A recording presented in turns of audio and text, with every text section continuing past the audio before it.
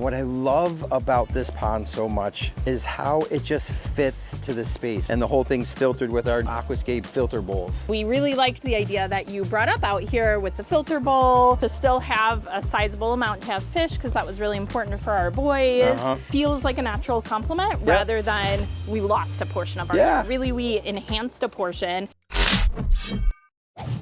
So this episode is going to be so much fun. I'm going to take you guys through kind of the step-by-step process, all the way from how do I hand a project over to our lead foreman, Jack, and the rest of the crew, to a chance to actually interview our customer and how they're using the pond. Now this pond's only been in a week, and I can't wait to show you what it looks like already. I've got this deck here, a little patio here. I want to bring the pond up close and kind of in here, sheet it a little bit more this way, leaving maybe, I don't know, 3-4 feet between the fence and the edge of the pond. So come this way, and then leave a little space between the patio and the pond so they can do some ground cover type accents. Leave a little bit of space over in here, just so if there needs to be a shortcut or something, they can still kind of exit this area. And then let's put the, cheat the bowl kind of like berm over in there, and the bowl dropping this way. Boop. Towards the house over in here. Knock it out of the park.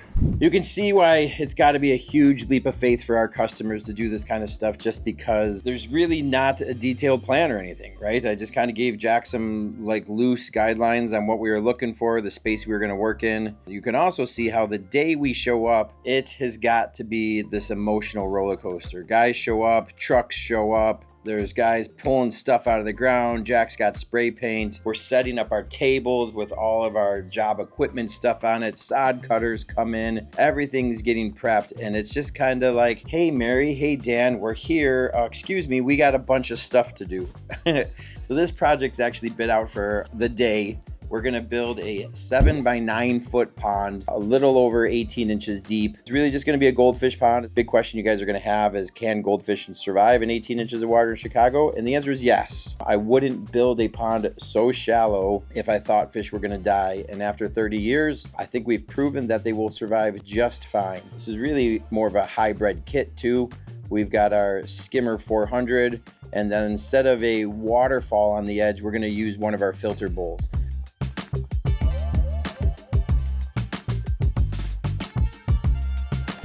Hey guys, as you're watching this video, make sure you check out the link below. It's the only time we've ever done it. We are doing a backyard makeover giveaway, 100% free for you guys. You guys can win a backyard like this, if not even nicer, just by clicking the link below. Like, comment, subscribe, and share. We'll be to your yard soon enough. Take a second to look at how the guys are digging the pond. They started in the middle of the pond and then they work their way out towards the outer edge. The reason they do that is because then every scoop of dirt that comes out will be easier, because there's a void in front of the shovel every single time. Other thing you want to do is make sure you're all digging to the same depth. So try to get the shovel all the way down in the ground. This is actually something we teach in academies over the winter on how to effectively and most efficiently dig a pond. So they're gonna take all of that dirt from the pond, all the way down to the 18-inch depth, and fling it over on the side over here to create a berm. Now the purpose of that berm is really for landscape and everything else, to create a backdrop of beautiful plants for the waterfall, which in this case will actually be our filter bowl.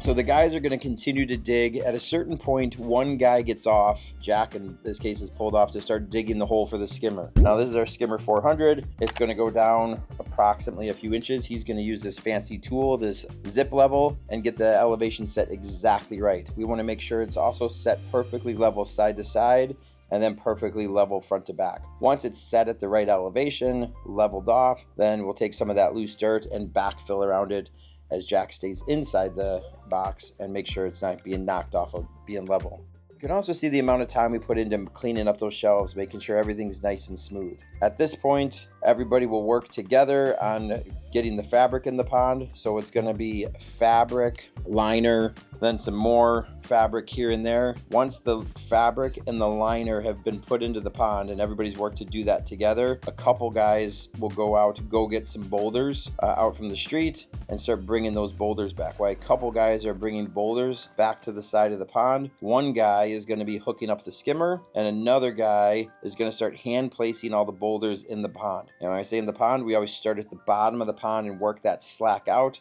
as we start stacking the boulders up towards the upper edge. So here you can see Jack. He's about ready to hook up the liner. Not much to it. It's really self-explanatory. And if you want to see detailed stuff on how to put the skimmer seal together, you can check out some of the links below. And there's all kinds of YouTube videos on how to install the skimmer. And so while Jack's doing this, Chris is probably going to start rocking in the pond from down below.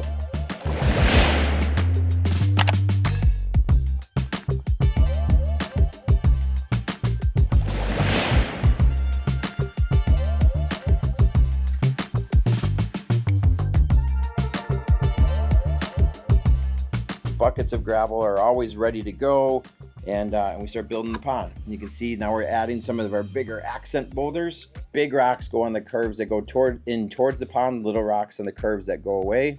At a certain point, there's no way you can get more than 2 guys in that pond rocking it in, so Jack's gonna go ahead and pull off and start prepping the area for the bowl. Now this is really important. When putting this bowl in, it's considerably easier than building a waterfall, but you still get the aesthetics of a little horsetail fall coming out of it, and more importantly with the filter bowl, all of the same filtration that a biofalls would have given you. He wants to make sure that the ground's nice and level. He's gonna pull the liner back. The liner's gonna come all the way back behind the bowl. Then he's gonna put some fabric down to make sure the bowl sits on a nice little cushion. He's gonna kind of position it, and then he's gonna put some frame rocks in front of the bowl, almost like building a waterfall. Big rock on the right side, big rock on the other side, and in this case, it's the bowl as the waterfall. Here he's just kind of checking out the water level, giving himself an idea of where the water comes up on the bowl. I always want to make sure the bottom of the bowl is sitting in a little bit of water. If I see the bottom of the bowl, it's going to look really artificial. So we always sink the bowl down just a little bit. Now here's a trick. Because the bowl is a solid container, it'll float. So if you bury the bowl too much, 100% it's going to float. So we always put a little tiny 1/4 inch hole in the bottom of the bowl, allowing water as it fills up in the pond to actually enter the bowl, keeping that thing from floating.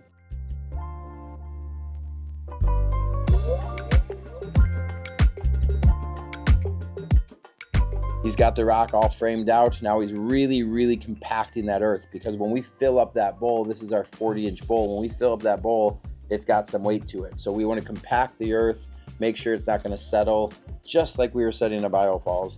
And then we put some fabric down, and then here's another trick. Put it on a bed of gravel. So we want to take some of our buckets of gravel here, put a base layer of gravel down. It's going to do 2 things. One, it's going to give it a nice solid level base to sit on. It'll also help us level it out a little bit easier. We can tweak that gravel a lot easier than we can tweak the earth. And then 2, and more importantly, if a leak or something ever occurs, or a little fissure happens to leak in the bowl, or the water spills over the backside of the bowl, the gravel will allow water to drain back into the pond rather than out into the earth. Here we're using 1 1/4 inch hole saw to drill a hole for the plumbing, and we're gonna open up that little area for the water to spill out of the bowl. I like using the hole saw because it puts a curve in the bottom of the bowl, and there's no right angles, which sometimes can cause some splits and distortion. But now you can see what I'm talking about. It's really easy to level off the bowl. He's got the frame rack set in there, and now we can easily bring the plumbing into the backside. We use these Uniseal fittings. They're kind of awesome because you can just shove the pipe right through this Uniseal fitting, and it's water tight.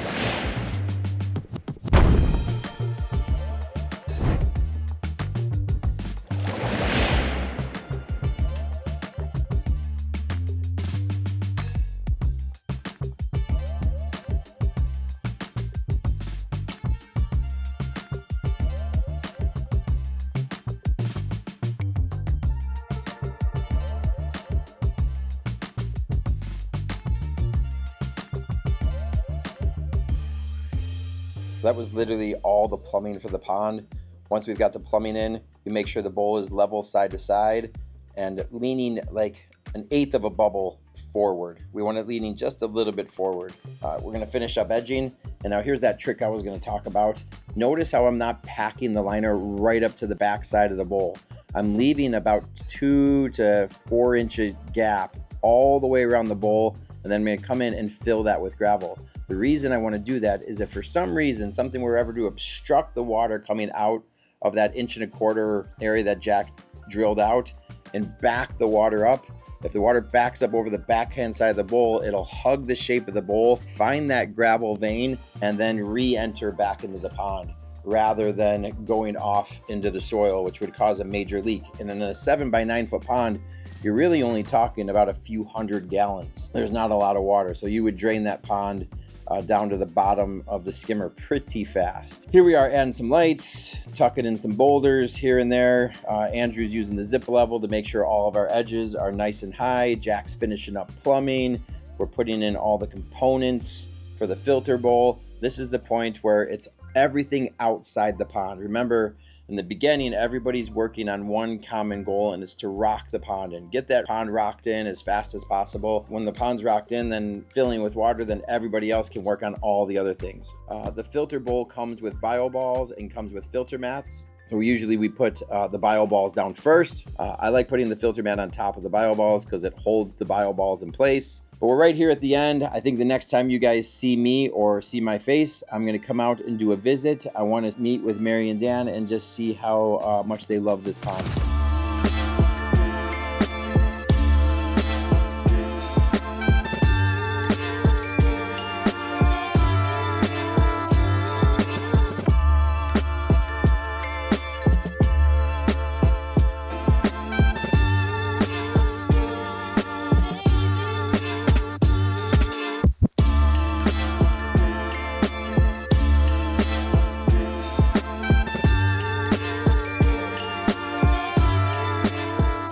Here we go. It's pretty incredible.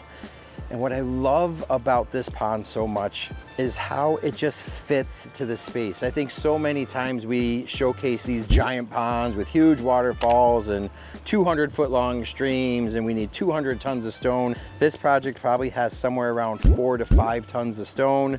There's not much in here, maybe 1/3 of a ton of gravel, and the whole thing's filtered with our new Aquascape filter bowls. So just like always, the waterfall coming out of the bowl is facing the house. So even the views from inside the house, they can see it. It comes right up to the main place where they sit over here on this lower patio.